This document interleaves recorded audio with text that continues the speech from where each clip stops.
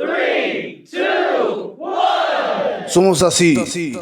3 millones de habitantes, un país, 19 departamentos, un idioma el nuestro, castellano y sin acento. Acá no importa si eres millo, vives en asentamiento. Orgulloso por mi país, sé que lo sientes, lo siento. Soy celeste de la cuna al cajón. Bueno, muy buenas noches amigos, programa número 12, otra vez junto a ustedes, un auténtico placer. Empezar por comentarle algo que ya habíamos hablado, que es el tema de la quita de visualizaciones en YouTube, cosa que no nos pasa en TikTok, por ejemplo, que también lo compartimos con ustedes. Y bueno, uno de nuestros videos llegó a más de 300 visualizaciones en pocas horas. Lamentablemente el algoritmo de YouTube, no entendemos por qué, ya hicimos el reclamo, nos dejó 28 visualizaciones. Parece ser, estuve estudiando en internet, hay una movida de YouTube por quitar visualizaciones y hasta incluso dejar de mostrarles a ustedes las visualizaciones y que nos guiemos por otros parámetros que ellos nos brindan a través de YouTube Studio. Pero bueno, lo cierto es que el algoritmo de YouTube a la hora de recomendar videos se basa en las visualizaciones, por lo tanto eso nos complica para llegar a ustedes. Hoy queríamos hablar de un tema que está muy comentado esta semana, pero que queríamos analizar en profundidad porque es interesante, y es la guerra comercial que se ha desatado por los aranceles en estos días. Semana compleja, el fin del cepo en Argentina y algunos temas económicos con los argentinos que van a dar que hablar, pero lo cierto es que el presidente Trump de Estados Unidos anunció una suba brutal de aranceles a todo el mundo. Después echó un poquito marcha atrás y empezó a negociar con la mayoría de los países, menos China, que llegó al 146% de aranceles, y por supuesto la contrapartida de China, que fue poner aranceles a Estados Unidos, vender bonos de deuda estadounidense para bajar el precio. Y bueno, en ese tema estamos. ¿Pero por qué? ¿Por qué está pasando esto? Se levantó un día mal el presidente Trump y decidió ponerle cargas arancelarias a los productos de otros países. No están así. Esto tiene dos componentes. Por un lado es el pensamiento de las corrientes aislacionistas norteamericanas, que le vamos a explicar lo que son, y por otro lado un indisimulado conflicto ya casi bélico entre Estados Unidos y China. Hay gente que augura que va a ser el nuevo conflicto mundial, y que hoy por hoy, así como pasó en la Primera y la Segunda Guerra Mundial y después en la Guerra Fría, se están alineando los planetas con dos bloques definidos para que de alguna manera podamos llegar a convivir en el mundo con otro conflicto mundial. Esperemos que no, pero los dados van hacia ahí. Ahora lo vamos a explicar. Primero, las corrientes aislacionistas norteamericanas. Bueno, por ejemplo, en la Segunda Guerra Mundial había mucha gente que decía que lo que pasaba en Europa no importaba y que Estados Unidos no tenía que entrar en la guerra, y que, bueno, le costó muchísimo a Roosevelt. Recién después del ataque a Pearl Harbor pudo lograr involucrarse en ese conflicto para ayudar al mundo occidental, o lo que hoy conocemos como el mundo occidental. Y bueno, lo cierto es que se ve hasta en el deporte. Por ejemplo, la Liga Mundial de Béisbol, que es un deporte muy poco atractivo para la mayoría de los países del mundo, no es como el fútbol, soccer, como llaman ellos, que es global, y que la Liga Mundial para ellos es los equipos de Estados Unidos con 2 o 3 invitados de Centroamérica. No tiene ni gracia.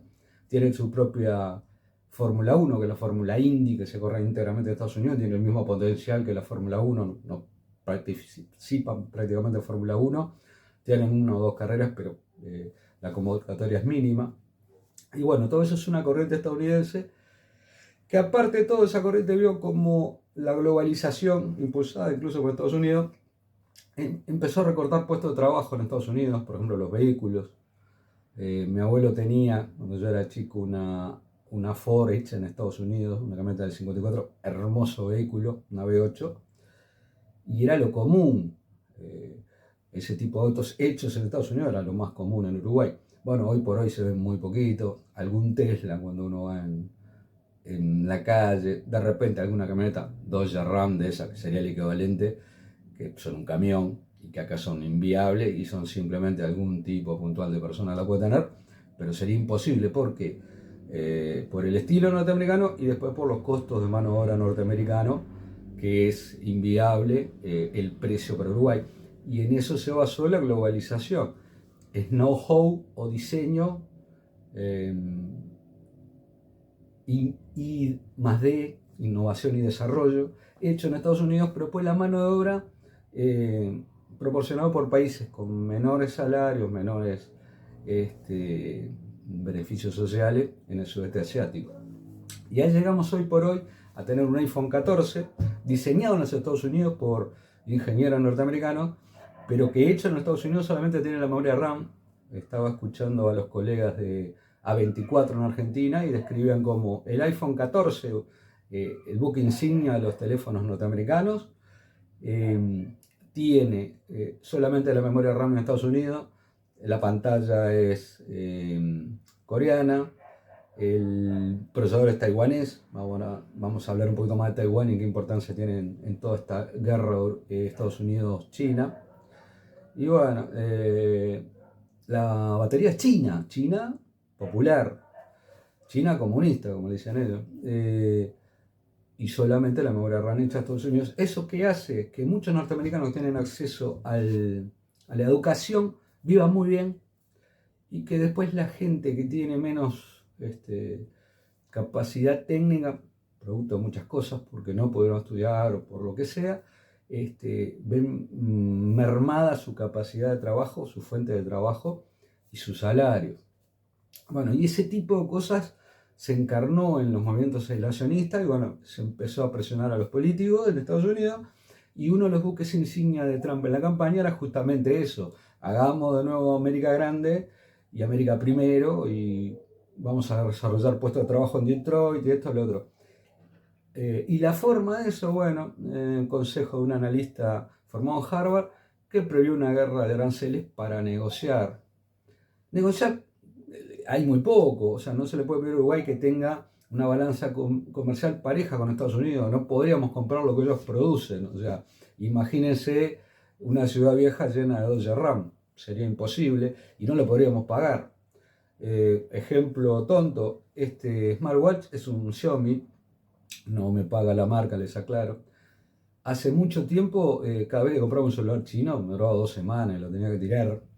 El táctil no andaba bien, no tenía nada que ver con un celular japonés o un Motorola norteamericano que recién está apareciendo de nuevo Motorola, en base a cobrar prácticamente al costo, menos el costo, para volver a ganar mercado, porque Motorola es otro de los que se murió en este tema de la globalización. Bueno, lo cierto es que este Xiaomi es muy parecido, no voy a decir la copia, pero es muy parecido con un iPhone Watch, pero sale 6 veces menos. Y bueno, entonces, y hoy por hoy sí funciona, sí le funciona el táctil, hace 7 meses lo tengo, no he tenido problemas, cumple sus funciones con total normalidad y su batería dura muchísimo. Entonces, bueno, lo que tenemos que hacer es decir que hoy por hoy China está empezando a ganar la supremacía comercial. Y ahí viene la segunda parte.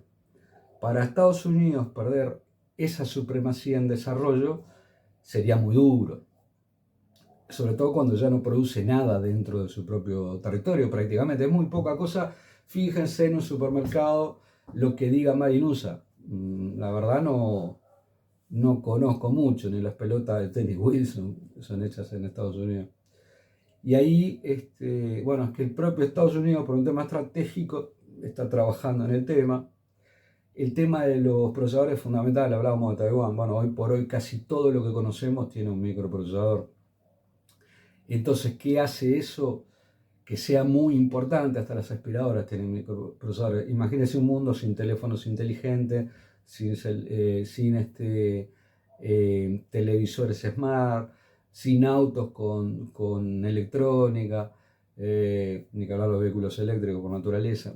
O sea, si China lograra tener el monopolio prácticamente de los microprocesadores, invadiendo Taiwán, que es el principal productor de procesadores del mundo, no hace otra cosa prácticamente que procesadores, no produce alimentos, no tiene petróleo. La economía taiwanesa se basa en los microchips, los insumos para hacer los microchips, la energía para hacer los microchips, la comida para los trabajadores de microchip, el entretenimiento, el alojamiento, todo en base al microchip. Y después el resto le importa todo. Si China lograra invadir Taiwán, lo que haría es prácticamente acabar con el mundo occidental como lo conocemos, o no, quizás no lo quiere. Yo creo que China es muy pragmática hoy por hoy y se dedica simplemente al comercio. Pero la vida para los estadounidenses sería muy distinta. Ni que hablar de sus hermosos aviones de combate F-35, sin microchip serían un pedazo de chapa. Y hoy por hoy China, por eso mismo que hablábamos recién de lo que Taiwán no produce nada, no necesita invadirlo, simplemente con bloquearlo. Los estudios dicen que Taiwán tiene solamente un año de stock de comida, reserva de comida, 2 meses de reserva de petróleo y 1 semana de gas licuado, y encima está cerrando sus centrales nucleares después de Fukushima. Eso quiere decir que a China le alcanzaría con poner su flota cada vez más grande, y que está intentando pugnarle a Estados Unidos, muy a futuro todavía no, el control de los mares azules, que se llama alta mar. Simplemente con eso, y evitar que los cargueros internacionales lleguen a Taiwán, se acabó Taiwán, se tiene que rendir. Y bueno, eso Estados Unidos lo sabe, y hay otra componente más en esto. Estratégicamente, Estados Unidos sabe que a la larga o la corta, por sus intereses económicos, y recordemos que los conflictos vienen por intereses económicos, Japón atacó Pearl Harbor. ¿Por qué? Porque Estados Unidos le bloqueó el suministro de petróleo, y entonces Japón no tenía más remedio que traer guerra con Estados Unidos. Japón lo que quería era dominar el sudeste asiático. En aquel momento Estados Unidos no lo veía viable. Le embargó el petróleo en el año 40 y algo, 39 voy a decir, 40 y algo, y bueno, Japón no tuvo más remedio que entrar en guerra, y para entrar en guerra de un golpe decisivo. Todos los conflictos internacionales tienen que ver con temas económicos, commodities, recursos naturales. Bueno, estamos encaminándonos a un mundo complejo, donde por ejemplo Irán hoy por hoy la tiene muy sencillo, simplemente para atacar Israel, que ha logrado atacar increíblemente Irán, territorio israelí, con sus drones y sus misiles. Ahora ya no tiene a Saddam Hussein. Saddam Hussein era el contrapeso en el Oriente Medio que hacía que Irán bajara los decibeles. Bueno, ahora ya no tiene el contrapeso y está ocupándose directamente de Israel. Y tiene una ventaja: ataca a Israel con montones de porquería. Algunos de ellos drones que podría ser mi hijo, que está en el tecnológico, aparte le ponen explosivo.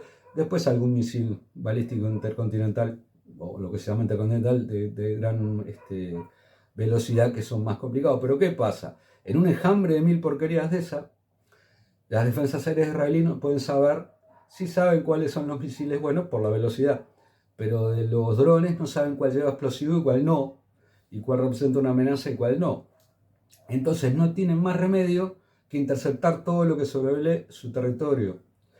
Y bueno, así es que como en cada ataque de estos que hizo Irán a Israel, gastó $1 millón, Israel terminó gastando $1 millón en un misil Patriot por cada porquería que le mandaba Irán.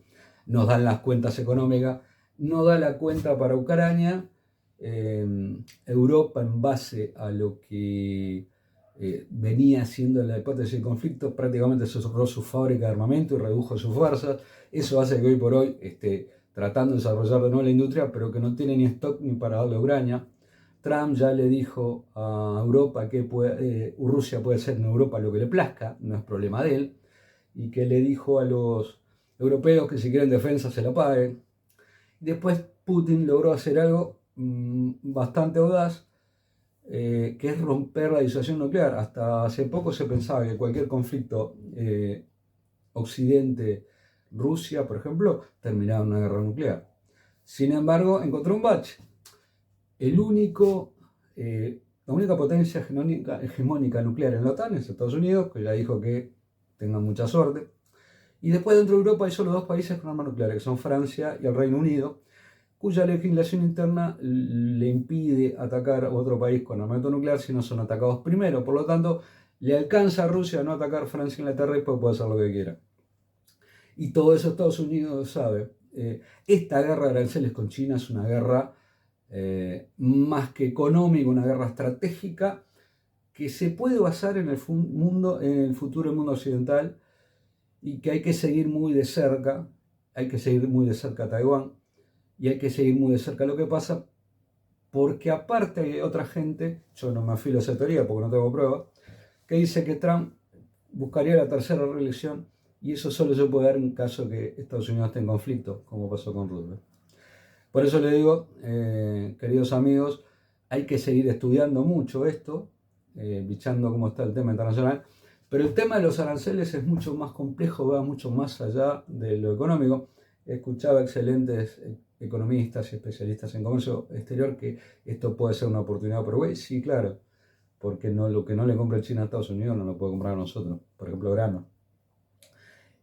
Pero para el mundo hay que seguir más de cerca porque aparte del tema económico hay temas geoestratégicos, políticos y militares que pueden darnos una ingrata sorpresa a futuro. Terminamos el programa número 12, nos despedimos con muchísimo cariño de ustedes. Muchas gracias por escucharlo y estamos en contacto.